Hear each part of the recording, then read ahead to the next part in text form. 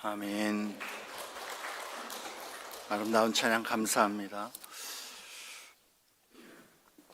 세상의 종말에 대해 사람들은 일반적으로 관심이 없습니다. 그러나 은연중에 세상이 종말을 향해 가고 있다라는 생각을 품기도 합니다. 말세다, 말세야, 이런 표현을 사람들 하곤 하죠. 주로 세상이 도덕성, 질서 또는 가치관이 크게 무너졌다라고 느낄 때, 또는 사회적 불안이나 세상이 통제불능이라고 느낄 때 탄식하는 의미로 사용하곤 합니다. 성경은 주 예수께서 이 세상에 다시 오시는 날, 곧 재림의 날이 있을 것을 말씀합니다. 사람들이 관심이 있든 없든 그날은 반드시 있을 것이다라는 것이죠. 그리고 그날은 하나님의 마지막 심판의 날이 될 것이고, 그 후로 그리스도의 영원한 나라가 존재할 것입니다. 이 땅에 존재하고 살았던 모든 사람은 그 그리스도의 날에 무덤에서 나와서 몸을 다시 입게 될 것이고, 그날에 하나님 앞에서 자기의 행위를 따라 심판을 받을 것입니다. 심판의 결정은 두 가지뿐입니다. 예수 그리스도의 다스림 안에서 믿음으로 거하던 자는 영원한 생명으로의 부활을 경험할 것입니다. 그리고 그리스도와 함께 영원한 그의 나라에 거하게 될 것입니다. 그러나 예수의 다스리심을 거부하던 자는 영원한 사망으로 부활할 것입니다. 그리고 죄의 심판인 영원한 지옥의 고통 가운데에 거기서는 구더기도 죽지 아니하는 그러한 영원한 형벌에 거하게 될 것입니다. 예수님은 우리를 죄와 영원한 사망, 곧 영원한 지옥 형벌로부터 구원하시기 위해서 이 땅에 오셨고, 십자가에서 우리의 구원을 이루셨습니다. 하나님은 말씀으로 예수 안에 있는 구원과 영원한 생명에 대하여 확실하게 약속합니다. 성경 한 구절 보겠습니다. 요한복음 3장 16절부터 18절. 우리가 3장 16절 말씀은 잘 알지만 우리 그 뒤에 말씀들은 잘 우리가 묵상 안 하는 듯 합니다.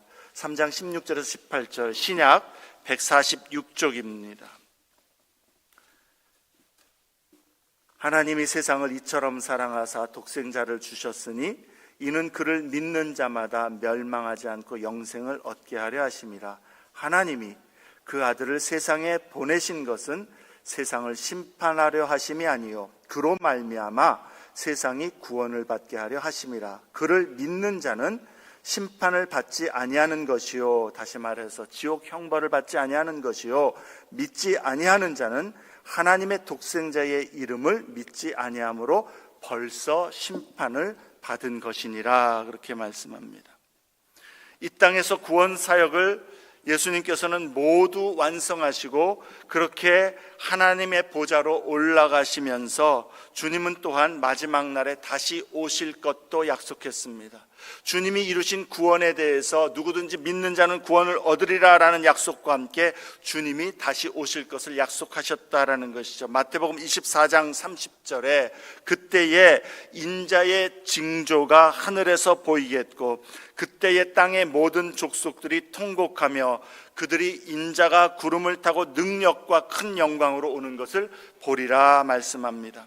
요한계시록에도 말씀하시죠. 계시록 22장 7절에 보라 내가 속히 오리니, 이 두루마리의 예언의 말씀을 지키는 자는 복이 있으리라.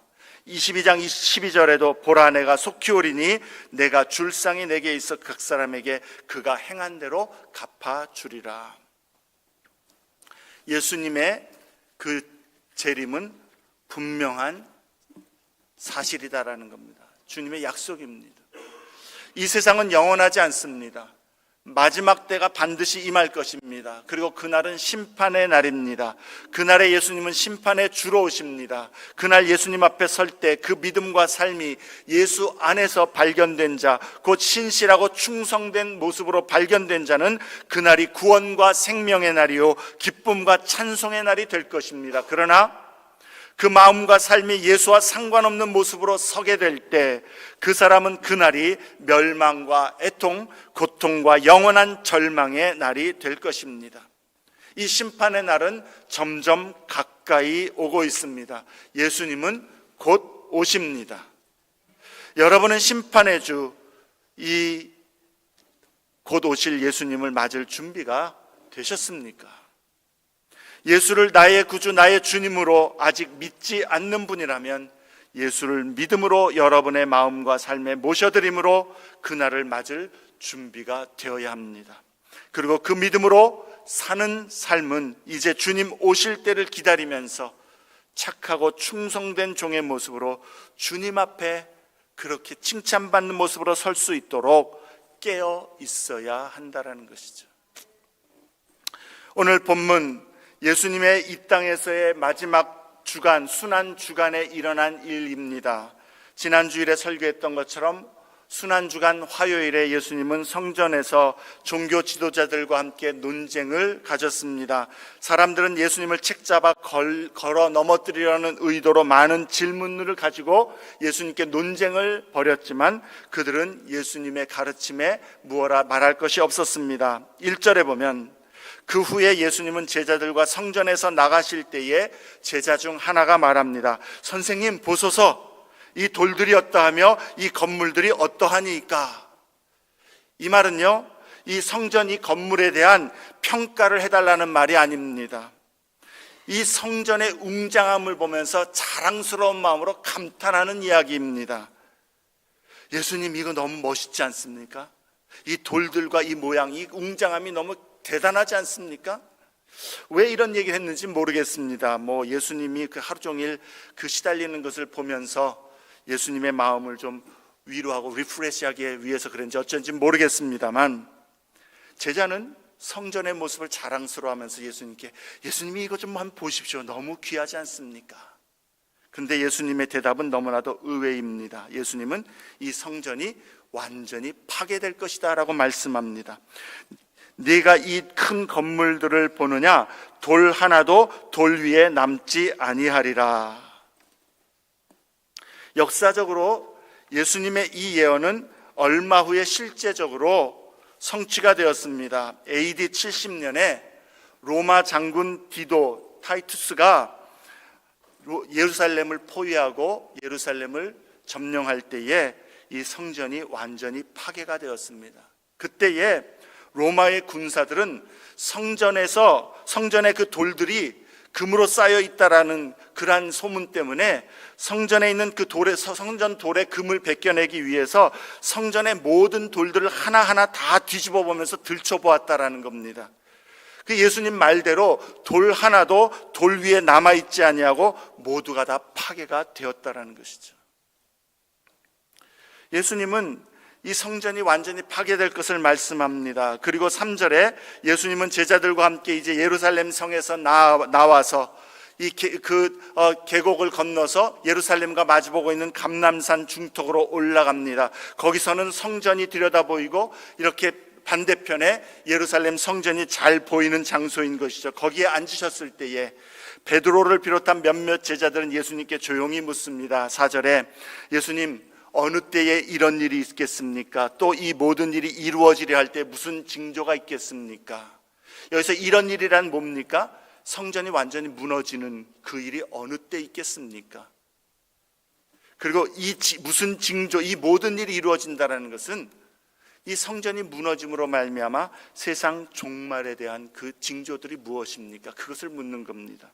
왜 갑자기 이런 질문을 하는 것일까요? 유대인들의 생각에서 성전은 하나님의 임재의 상징입니다. 그렇기 때문에 하나님께서 성전을 보호하시고 성전을 지키실 것이란 믿음이 강했습니다. 그런데 이 성전이 파괴된다면 그것이야말로 세상의 종말일 수밖에 없다라는 그러한 유대인들의 강렬한 생각과 그 관념 때문에 묻고 있는 것이죠. 5절부터 37절은 예수님의 대답입니다. 예수님은 제자들에게 성전 파괴에 앞서서 나타날 징조와 세상의 종말에 관하여서 말씀합니다. 그런데 여러분, 주님의 이 말씀, 마가복음 13장 말씀을 들을 때 우리는 선입견 내지는 잘못된 기대를 품고서 묵상하지 않도록 조심해야 할 줄로 압니다. 어떤 선입견을 조심해야 되는가 하면, 주님이 지금 제자들에게 그리고 우리에게 이것이 바로 세상의 종말에 일어날 징조들이다라고 말씀하시는 것이 아니다라는 겁니다. 마가복음 13장의 내용은 이것이 세상의 종말에 일어날 일들에 대한 징조이다, 그걸 말씀하는 게 아니라는 게, 그 선입견을 우리 버려야 됩니다. 자세히 잘 읽어보면 예수님은 세상의 종말에 일어날 일들이, 이런 일들이 일어날 것이다라고 징조들, 이런 일들이 일어나면 세상의 끝이 다 왔다라고 그런 징조들을 가르쳐 주시는 것이 아니다라는 겁니다. 예수님은 우리에게 분명히 말씀합니다. 그때는 그 때에 대해서는 아무도 알지 못하고 세상의 종말은 갑작스럽게 임할 것인데, 무슨 징조나 이런 것들이 아니라 호련히 갑자기 도둑과 같이 임할 것인데, 그러므로 너희는 세상의 종말이 언제가 되든지 항상 주의하라, 깨어 있으라. 그것이 주님의 말씀의 핵심입니다. 징조를 알라는 것이 아니라 어떠한 모양이든지 주의하여라, 깨어 있어라. 그게 핵심이에요.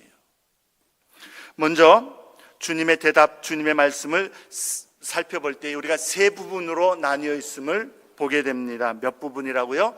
세 부분. 여러분 아까 어린이들 대답 잘한 거 보셨죠? 세 부분입니다. 첫째 부분은요, 5절부터 23절까지입니다. 이 5절부터 23절은 거짓 선지자와 거짓 메시아의 미혹에 대해서 말씀합니다. 그래서 여러분 5절부터 23절인데 이 부분의 앞과 뒤, 즉 5절과 6절 그리고 21절과 23절 말씀에 보면은요, 어떤 말씀을 합니까? 먼저 5절 보면 너희가 사람의 미혹을 받지 않도록 주의하라. 많은 사람이 내 이름으로 와서 이르되 내가 그라하여 많은 사람을 미혹하리라. 또 21절부터 여러분 보시면 그때에 어떤 사람이 너희에게 말하되 보라 그리스도가 여기 있다, 보라 저기 있다 하여도 믿지 말라. 거짓 그리스도들과 거짓 선지자들이 일어나서 이적과 기사를 행하여 할 수만 있으면 택하신 자들을 미혹하려 하리라. 너희는 삼가라. 내가 모든 일을 너희에게 미리 말하였노라. 그러니까 예수님께서는 거짓 선지자와 거짓 그리스도 그리고 그런 거짓 가르침에 대해서 미혹되지 말라라고 이 첫 번째 부분의 앞과 뒤에서 그렇게 괄호를 치는 것처럼 말씀하고 있다는 거예요. 그래서 이 부분에서, 이 첫 번째 부분에서는 그러한 사람들로부터 미혹되지 않도록 주의하라라는 이 말을 반복합니다. 무슨 말을 반복한다고요? 주의해라. 여러분 밑줄 쳐가면서 보셔도 좋을 것 같습니다. 5절에 보면 너희가 사람의 미혹을 받지 않도록 주의해라. 그리고 9절에 가보면 너희는 스스로 조심하라. 이 조심하라는 말은 그냥 그렇게 번역한 것이지 동일한 헬라어 단어입니다. 주의하라는 말이 똑같은 말입니다. 그리고 23절에 너희는 삼가라. 똑같은 주의하라라는 단어입니다. 자, 미혹되지 않도록 주의해라, 조심해라, 그 말씀인 거죠. 두 번째 부분은 24절부터 27절 말씀입니다. 여기서는 인자의 오심에 대하여서 말씀합니다. 예수님이 재림하는 것에 대해서 말씀하는데 이 부분에서 반복되는 표현은 뭐 같아요? 그때에라는 단어입니다. 그때에, 예수님이 오시는 때를 이야기하는 것이죠. 24절과 26절, 27절입니다. 인자의 오시는 그때를 말하는 것이죠. 여기서 인자의 다시 오심은 확실한 일이라는 것을 말씀해주고 있는 것이죠. 주님은 오신다라는 겁니다. 그때에 주님이 오셔서 어떠한 일들을 행하실 것인가를 보여주고 있죠. 세 번째 부분은 28절부터 37절입니다. 여기서는 인자의 오시는 때를 아무도 알지 못한다는 것을 가르칩니다. 그래서 이 부분에서는 그때가 언제인지 아무도 모르기 때문에 깨어 있으라라는 말씀을 반복합니다. 33절에 주의하여 깨어 있으라, 35절과 37절에도 깨어 있으라 말씀하고 있는 것이죠. 자, 이 세 부분을 간단히 요약해 보면 5절부터 23절은 거짓 선지자, 거짓 그리스도와 같은 사람들의 미혹에 주의하라 말씀합니다.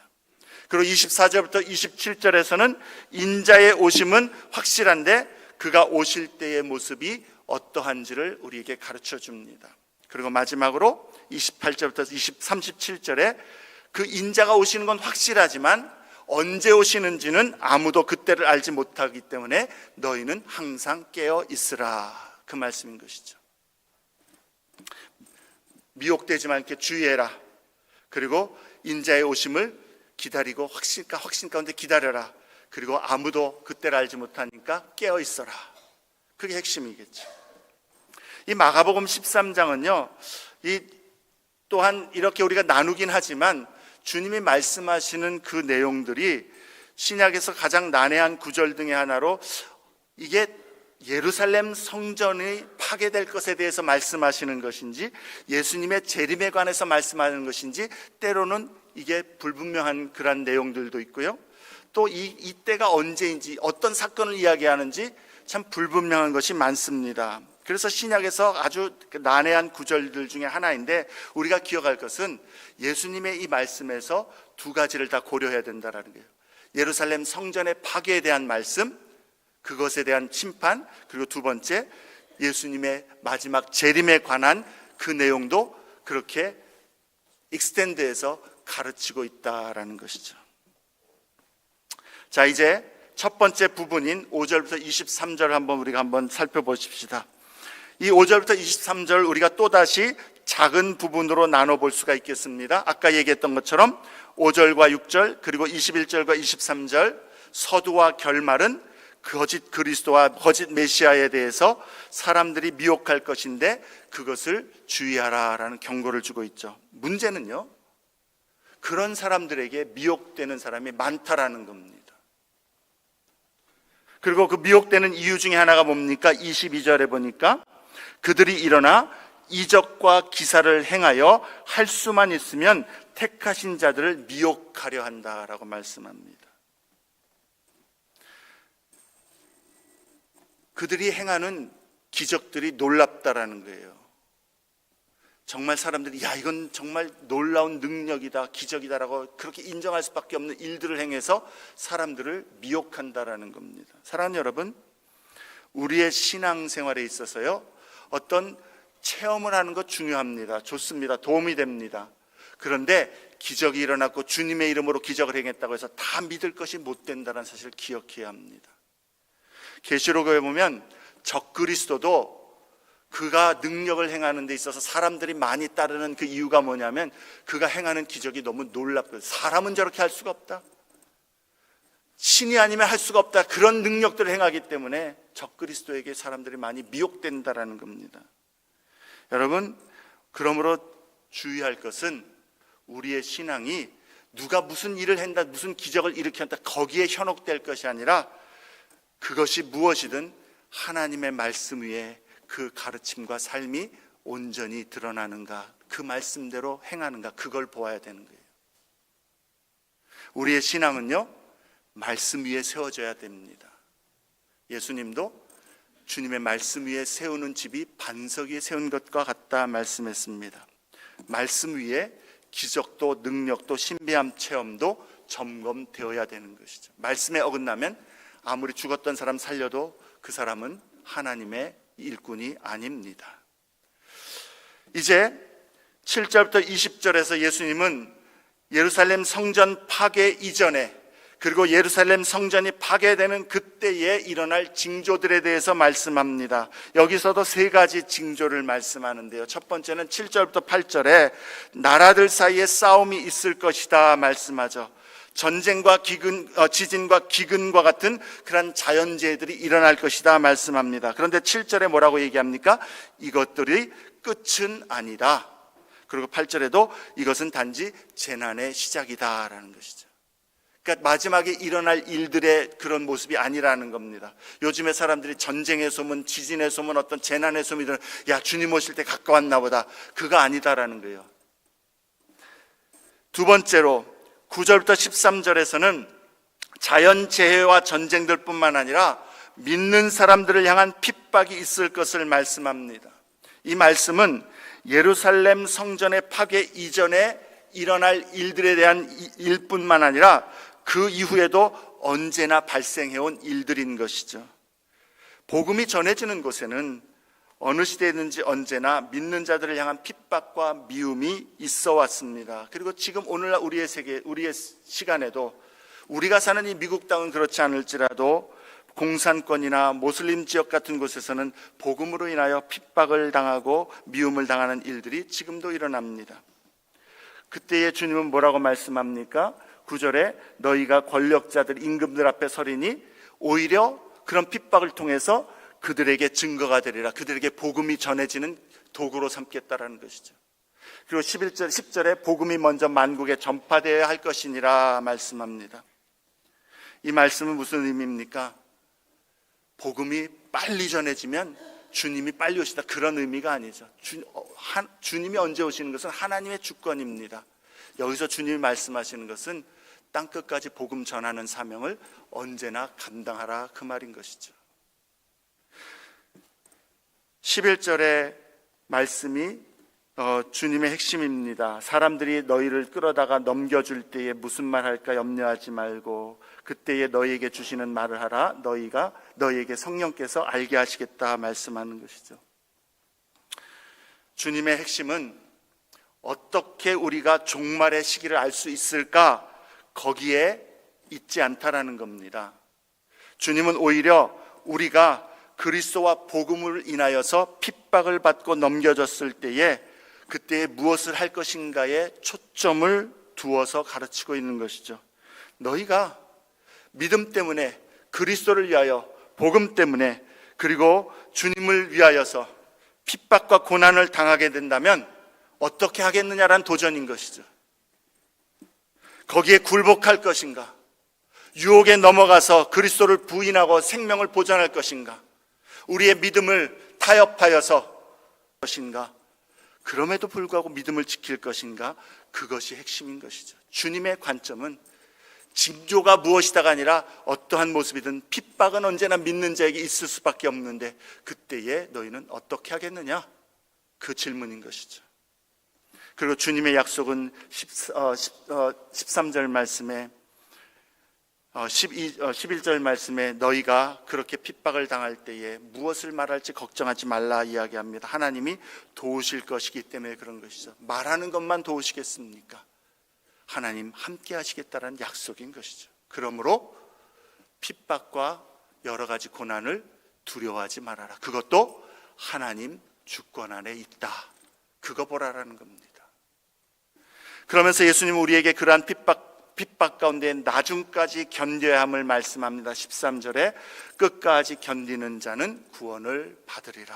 구원 얻는 믿음은 끝까지 견디는 믿음이다라는 것이죠. 나라들 사이에 전쟁이 있을 것입니다. 그리고 핍박의 상황들이 우리에게 있을 것을 말씀합니다. 주님이 주시는 메시지는 무엇입니까? 이러한 혼란과 핍박 속에서도 너희는 두려워하지 말라라는 것이죠.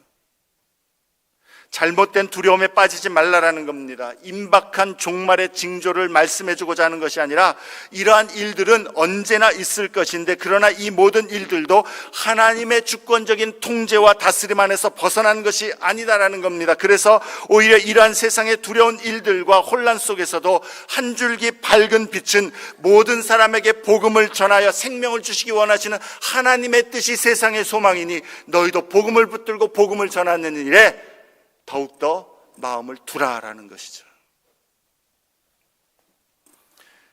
세 번째 부분은 14절부터 23절 말씀입니다. 예수님은 예루살렘 성전이 파괴될 때에 징조를 말씀하시면서 멸망에 가증한 것이 서지 못할 곳에 선 것을 보거든 그때의 유대에 있는 자들은 예루살렘 도시를 향하여서 그곳으로 들어가지 말고 오히려 예루살렘 도시로부터 피하여서 산으로 도망가라 그렇게 말씀합니다.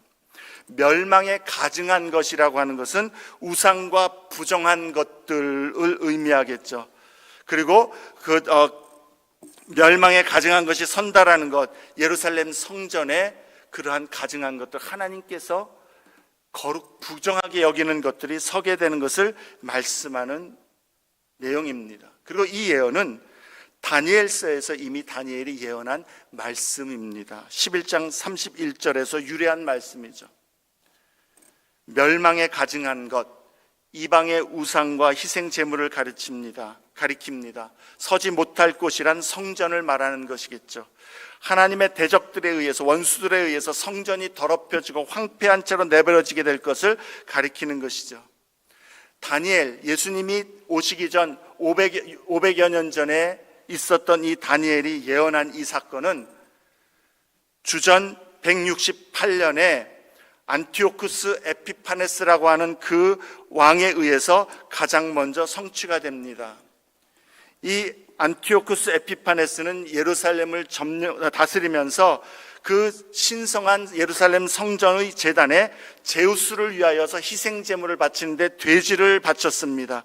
이 행위 때문에 마카비 전쟁, 독립 전쟁이 유대인들 사이에서 일어난 겁니다. 유대인들을 자극한 것이죠. 그리고 또 어떤 학자들은 이 예언이 예수님의 그 성전 파괴 예언에서 성취되었다라고, 두 번째로 성취되었다라고 봅니다. 주후 70년에 로마 군대가 예루살렘에 들어와서 성전을 파괴하고 더럽히게 된 그 사건을 이야기한다라는 것이죠. 근데 어쨌든 여기서 우리가 정확하게 어떠한 내용을 말씀하는가에 대해서는 우리가 잘 알지 못합니다. 중요한 것은 로마와의 전쟁과 관련된 어떤 특정한 현상을 이야기하고 있었던 것 같고, 많은 독자들이 그것이 다니엘의 그런 예언의 성취이고, 그러한 일들이 그 유대인들은, 그 당시 예수님 당시 유대인들은 아는 그 일이 일어날 것인데, 그것이 바로 예언의 성취고 고통의 시작이라는 것을 알기를 원했다라고 그렇게 우리가 볼 수가 있겠습니다. 사람들이요, 예수님 왜 이런 말씀을 하시냐면, 당시의 유대인들은 그 예루살렘 성전을 하나님이 다 자기들을 보호하고 하나님이 은총으로 자기들을 감싸는 그런 상징으로 보았습니다. 그래서 성전과 그 소중한 유산에 대한 경외감이 남달랐습니다. 신성한 장소였다라는 것이죠.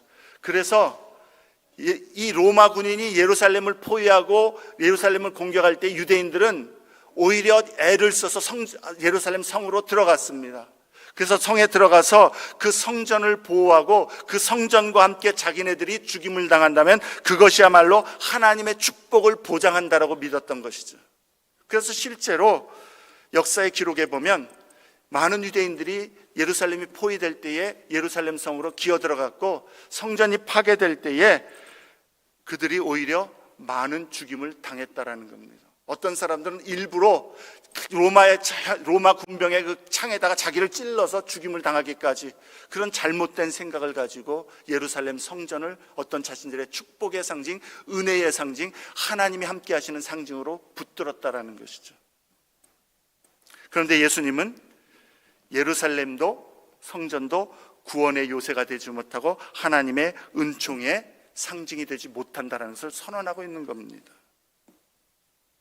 오히려 하나님께서 그 성전의 더럽혀짐과 파괴를 허락하셨다라는 것이죠. 예수님께서 성전을 정결하게 하셨던 것처럼 그 더럽혀진 성전을 하나님은 오히려 파괴하셨다라는 것이죠. 그럼에도 이 모든 일들도 우리에게 위로가 되는 것은 그것 역시도 하나님의 뜻과 다스림 안에 있다라는 겁니다. 그러면서 우리에게 경계하는 것이죠. 헛된 희망에 호소하는 그러한 믿음을 경계해라. 그리스도의 복음과 그리스도의 은혜, 그것 이외에 다른 어떤 것들을 의지하는 그러한 소망이라 여기는 것들은 우리에게 안전한 것이 되지 못한다는 것을 가르쳐 주는 것이죠.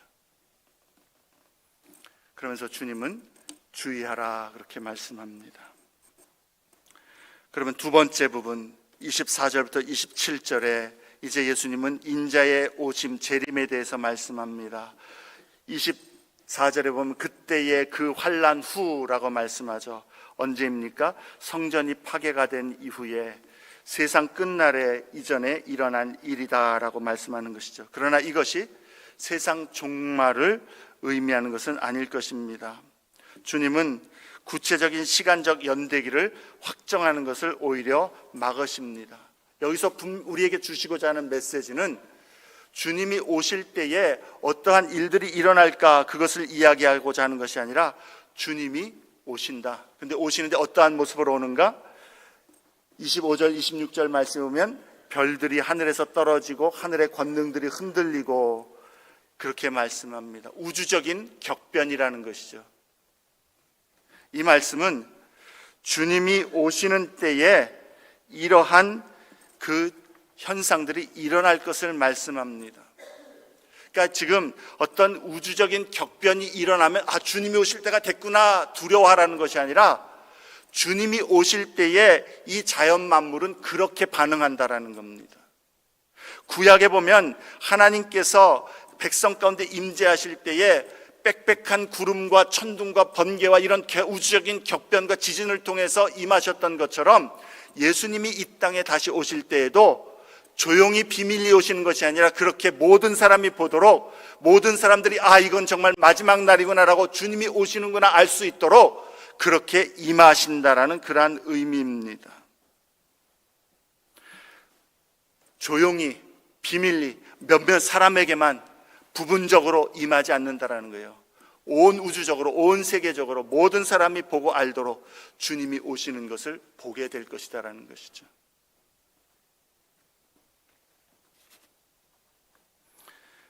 그 주님이 오시는 그때에 27절 말씀에 보면 26절 먼저 보면 모든 사람이 주님이 오는 것을 사람들이 보리라 말씀하시고 그때에 그가 천사들을 보내어 자기가 택하신 자들을 땅 끝으로부터 하늘 끝까지 사방에서 모으리라 말씀합니다. 핍박을 받고 고난을 받은 모습 속에서도 주를 위하여 신실한 자들을 주님이 반드시 하나도 빠짐없이 다 모으겠다라는 겁니다. 그러니까 주님이 주시는 메시지는 뭡니까? 너희는 주님이 오시는 것이 확실함으로 그때까지 주님 앞에 믿음으로 신실하게 서라. 그거 말씀하는 것이죠. 징조를 알라라는 게 아닙니다. 그게 무엇이든 세상에 일어나는 일들이 무엇이든 주님 앞에 믿음으로 신실하게 서라. 그게 주님의 핵심입니다.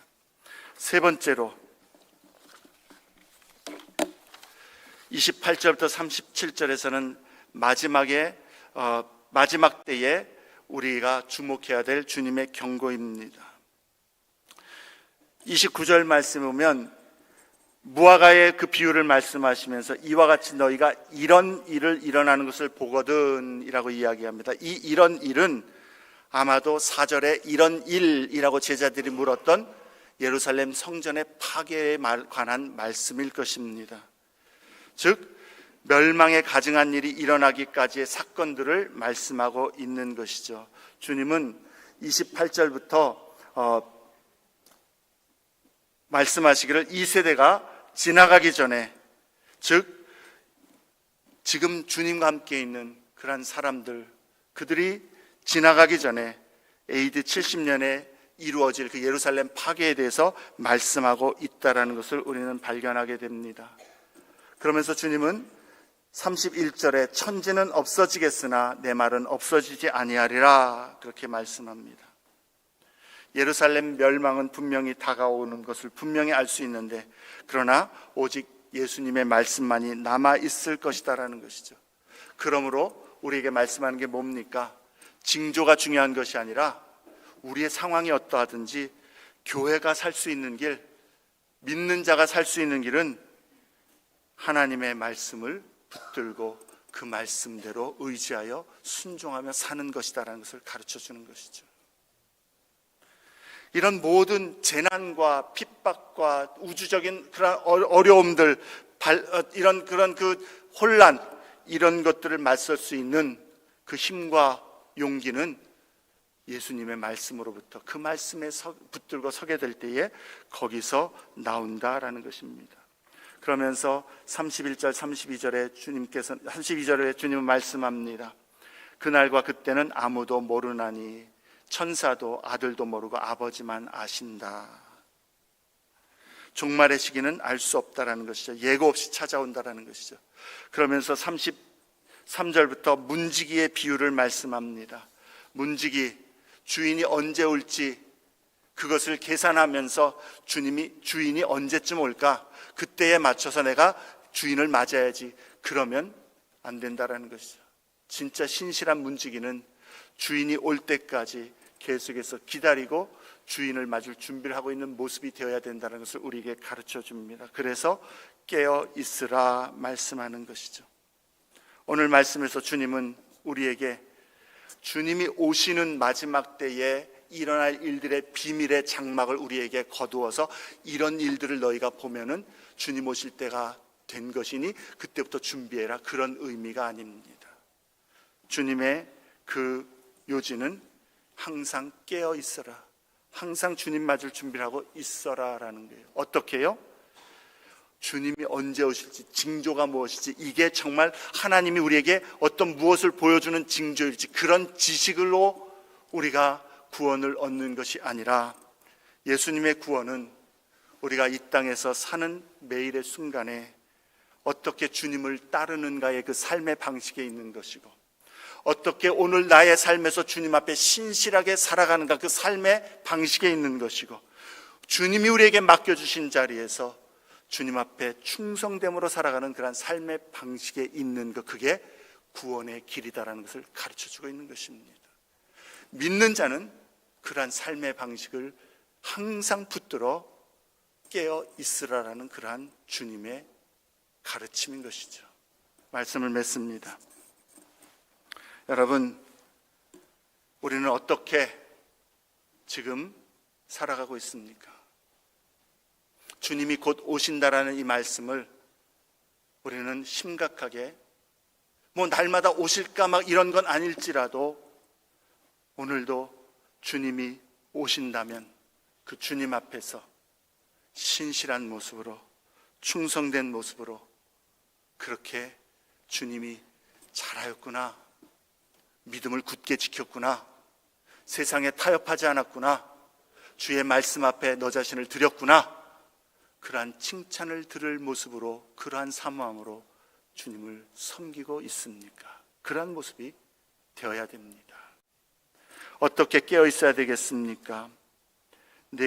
세 가지만 말씀하고 마칩니다. 첫째는 주님이 우리에게 보여주신 그 사랑을 나타내는 것이죠. 하나님 사랑하고 이웃 사랑하는 사랑으로 하나 되는 것, 주님의 모습을 본받음으로 깨어 있어야 되겠습니다. 두 번째로 하나님의 마음을 품고 지금도 이 세상을 향하여서 주님이 가난한 자, 소외된 자, 어둠에 갇힌 자, 눌린 자들을 구원하시고 그들에게 위로가 되시고 그들을 회복시키시는 주님의 그 마음을, 원하시는 그 마음을 우리도 품고, 우리도 주의 손이 되어서 가난한 자, 소외된 자, 어둠 가운데 갇힌 자, 참으로 눌려있는 자들을 향하여 주님의 사랑으로 섬기는 모습으로 깨어 있어야 되겠죠.